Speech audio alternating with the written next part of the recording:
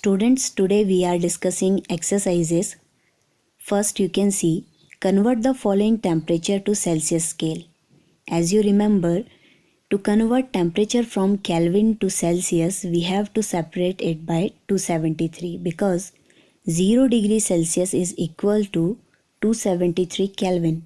Now, by subtracting 273 from these numbers, we can easily get our answer. The first will be 20 degrees Celsius and the second will be 197 degrees Celsius. Second, convert the following temperature to Kelvin scale.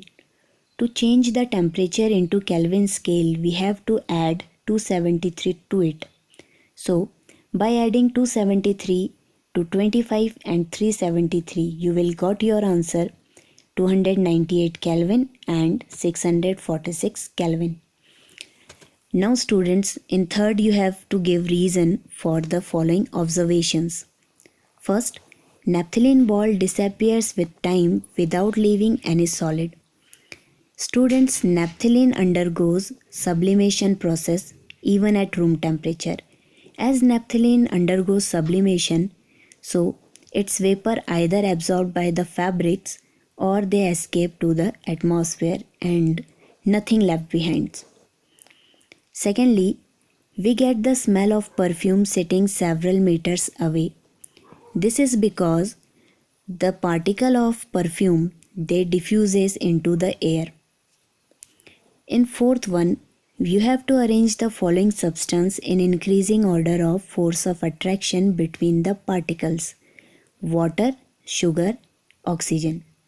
Students, you must remember that the force of attraction between the solid is highest, in liquid it is less, and least in gases. As we have to arrange these things in increasing order, so the answer will be oxygen, water, sugar. Now, the fifth one, what is the physical state of water at 25 degrees Celsius, 0 degrees Celsius and 100 degrees Celsius? Two things have to be kept in mind. Firstly, the freezing point of water is 0 degrees Celsius and the boiling point of water is 100 degrees Celsius. So students, at 25 degrees Celsius water will be at liquid state. At the temperature 0 degrees Celsius, the water will coexist in both liquid and solid state because this is the temperature when the water get freezes. So both state will be found.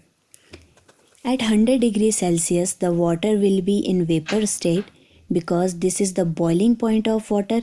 At this temperature, water converts from liquid state to vapor state. In sixth question, you have to give reason to justify that water at room temperature is a liquid.